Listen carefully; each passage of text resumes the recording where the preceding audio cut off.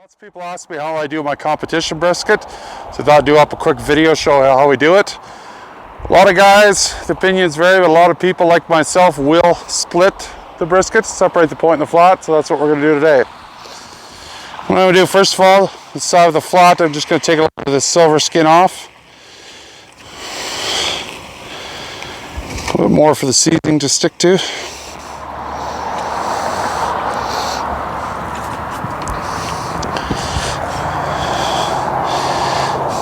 Now I'm going to separate the point and the flat. That way I can get the most possible seasoning and stuff on my burnt ends. So because there is a lot more fat in the point section of it, I'm going to try and leave a bit more fat on the flat. Make it a little more forgiving because I'm cooking it hot and fast. At this point, I like to turn it over a bit.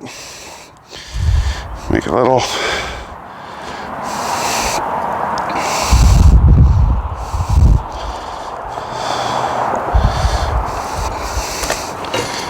Actually going to go and trim some of this out.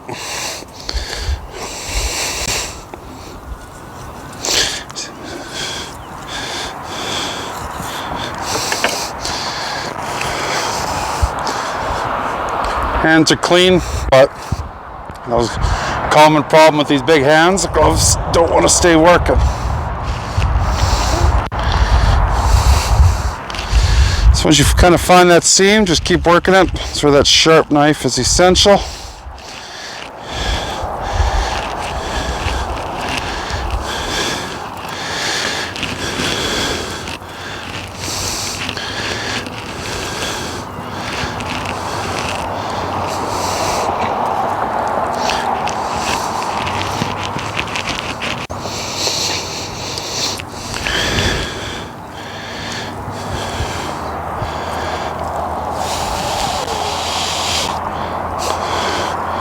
Such a small brisket, it's not wanting to cooperate with me too well. There's not as much fat in between as most.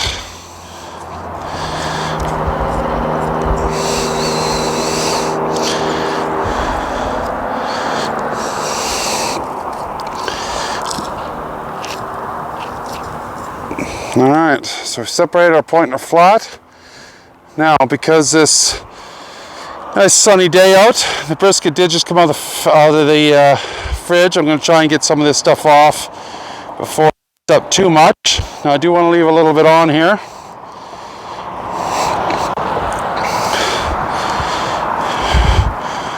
Because we do, like I said, we do want to protect the flat a bit. But I do like to get that cottage cheese texture kind of stuff off. It's not really going to render. Price of brisket nowadays, it's heartbreaking how much of this is going to waste. Well, how much of it isn't getting eaten as brisket. I'm not going to waste any of this. This stuff will get ground up, this fat, and I will make tallow, and you'll see later on in the video what I'm going to do with some of the said tallow.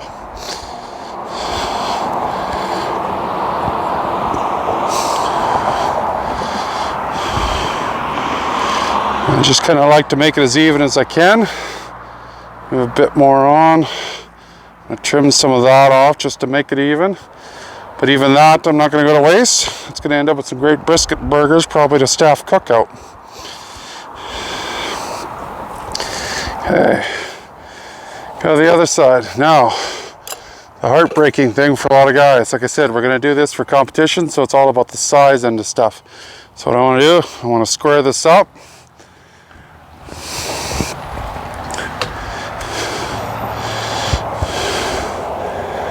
Like I said, don't worry, that stuff is going to get used. It's all going to make some great burgers.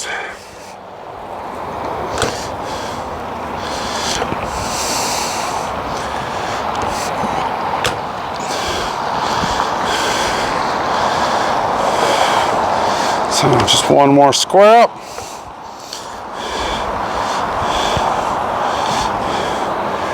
And that's going to be the flat that we're going to end up cooking for our comp practice. It's all trimmed up. I'm going to set that to the side here. Work on the point a bit. So the point's got a lot more flat in it. sorry, a lot more fat than the flat. So I have no problem taking that down right to the meat. There's enough fat inside it that's going to help keep it moist. And do the job we want it to do.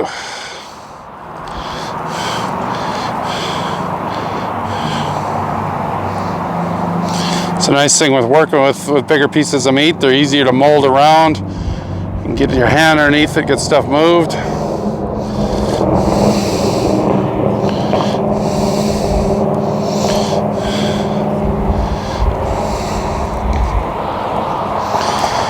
Like I said, keep all this fat. I use it to make some great tallow. If you've never made tallow, you can Google it or look through our other videos. We're going to have a video on making homemade tallow. Once you start using it, you're not going to want to use anything else but.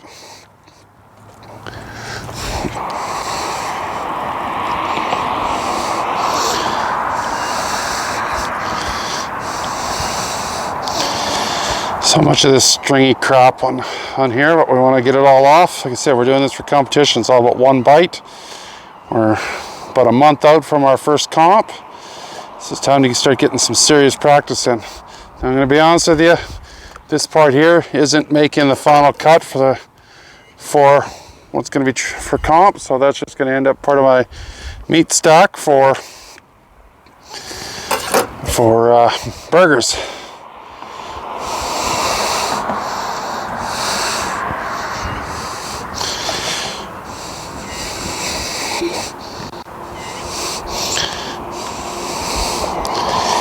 Now for those, somebody's bound to sure to ask me what grade of brisket we're cooking with today.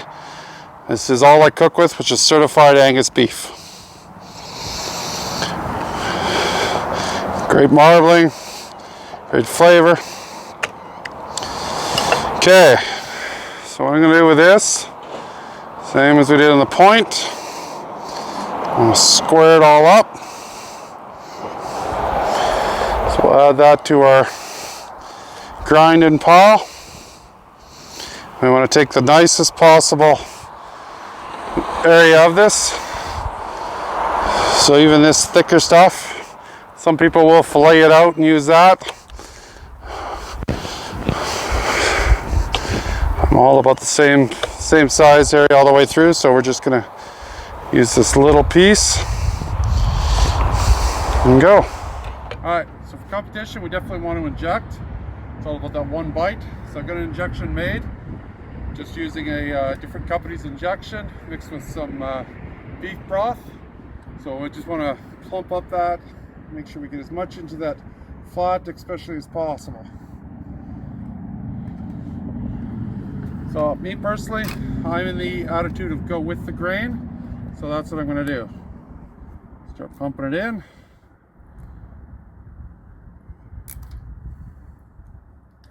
Kind of doing a grid pattern about every inch per shot. Now as you can see, I got it on some baking cooling racks. That way that my brisket isn't sitting inside a whole bunch of liquid, getting soggy. Instead I'll just shoot injection everywhere. But that happens if you're not getting soaking wet or you're really actually even injecting.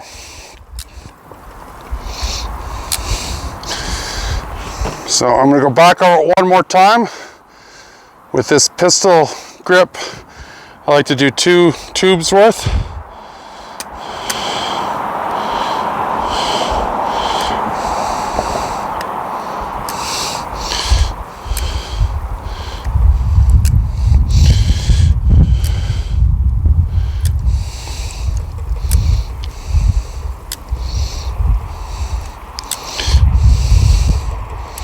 You can see how it's kind of plumped up a bit. Not going to quite get to so flat, or sorry, the point now. We're going to give her a bit. I usually use somewhere in the vicinity of a half of an injector tube. There's lots of fat in there. We just kind of want to keep the taste similar. Alright, now that's done. Okay, so now I'm fully injected. I just want to pat this dry with some paper towel, take off some of that extra liquid that we had soaking on top. As you can see with the racks, we've got a bunch of the liquid get through the bottom, but that's a-okay. cooking another brisket in a couple days, so I'm going to save that injection for then. Competition style, I like to use three different seasonings. So I'm kind of walk you through the gauntlet. I'm not going to name everything. If you could figure it out by seeing the bottle, good for you. But the other companies aren't mine and they don't pay me. So first layer I'm going to use is our Motley Que beef fix. I'm going to give it a nice coat. Hit it all. I'm going to take it over, get some on the sides. Every bite's got to count for the judges. So if they get some of that off the side, just want to make sure that they're going to be able to taste everything.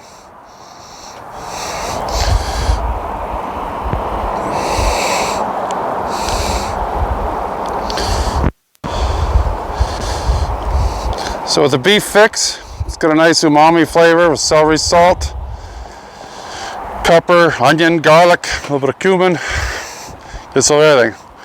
Next thing I'm going with, because I'm not going to necessarily show you, but if you see it, you can figure it out, good on you. It's a Texas style, lots of pepper stuff in it. So I'm going to hit it just on the top with these other ones. It's going to give me some color, a little bit more pepper. Same thing on the point. I'm going to give it a heavy coat because I do want some of that to sink in. I haven't used anything as a binder. I'm doing one more. This one's got some sugars and stuff in it. While I personally am not a big fan of a sweetness on a beef, I do like it kind of help caramelize it and give me a bit more that crust, a little bit of bark on the outside. So what I'm going to do here, you can do one of two things. A lot of people will pat this in. I like the natural method. I like to let it sit for 10 to 15 minutes. Then I'm going to flip it over, repeat the same side. All right, after we let our seasoning soak in, time to hit the other side.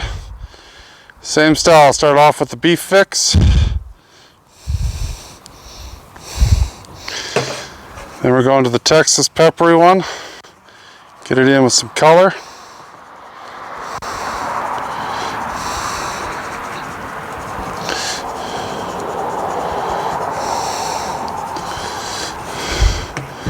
And then on the third one, some of that sweetness and some other flavors, really going to help us give us that nice caramelized bark, a little bit of crunch, even though we are going to wrap and we'll lose some of it. Okay, next up, what we're going to do, I got my smoker preheated. She's been set to 300. I got some pecan and cherry in there. So what I like to do, I like to keep it on these racks. The less I got to play around with things, the better. Come on over. So I'm going to set these in. I'm putting my flat over top of a water pan. To help protect that meat, like I said. And a point. Going off to the side. A little bit more. So we get a little bit more of the direct.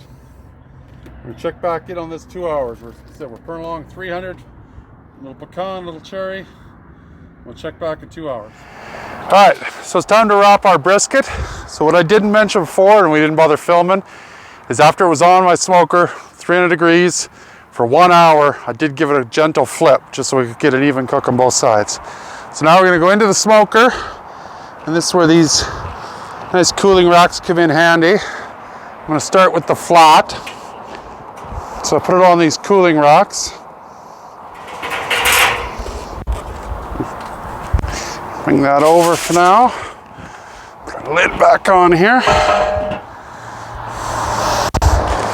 So now what I'm going to do is wrap. I'm going to set this just to the side for a second. The flat. I'm going to add a couple spoonfuls of butter here on the bottom.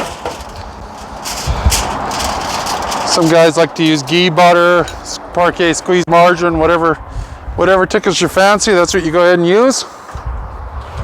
And add a little bit of the injection.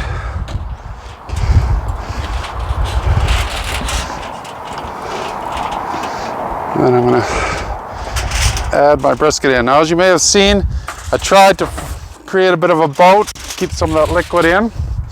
Unfortunately, I failed epically. We'll add a little bit more juice to the top. some of the butter. I want to give it a nice tight wrap.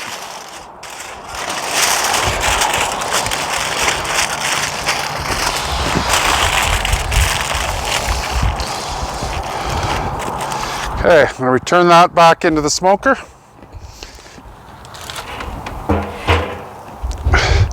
And then I'm going to grab the flat. And that's going to hit our cutting board. Just slap this lid back on. Now this, we're going to go a little differently. I'm going to cut these into cubes, about 1 inch. Start going in strips.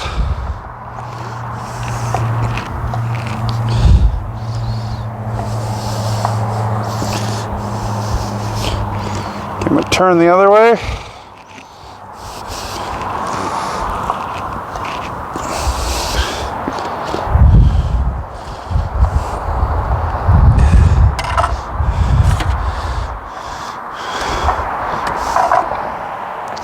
Couple more spoonfuls of butter in.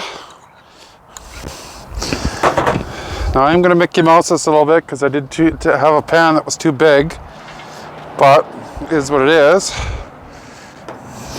So I've blown through 2 gloves. I'm going to wrap this and I'm going to fold it a little bit, the pan, so that they do stay in just the one side.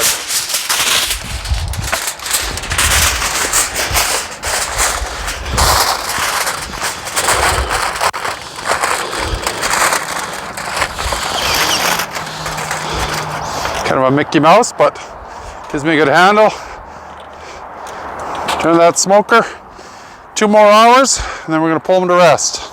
All right, so we're back. We're fighting the lawn care guy across the parking lot, but get this through. So we got our brisket. You can see my grain here on this other side. You can see which way it goes, so I know which way I'm slicing. Our burnt ends, I got sitting in some au jus. We'll get to those here in a second. So I'm gonna do, let's get a slice in. Get a nice smoke ring. So these had rested for an hour. The flat had, after cooking 4 hours total at 300. Got to a temperature of about 210. So let's check our tenderness. Could have used a little more, but it's kind of in a rush. But such is life. There you can see the nice smoke ring. So what I'm going to do, usually for comp, I give her a dip in my au jus, just give her a little shine. And that's what we've got. So I'm going to cut that in half. Let's do the old taste test. Oh yeah. That'll turn out real good. A lot of guys will like the sauce. I'm not a big sauce guy, just some of the natural juices. If you want a sauce, I'd slather some sauce on just before you slice it. Same as the burnt ends. Nice little pillowy goodness. Want sauce, I would have tossed it in a little bit, the last little bit in the wrap.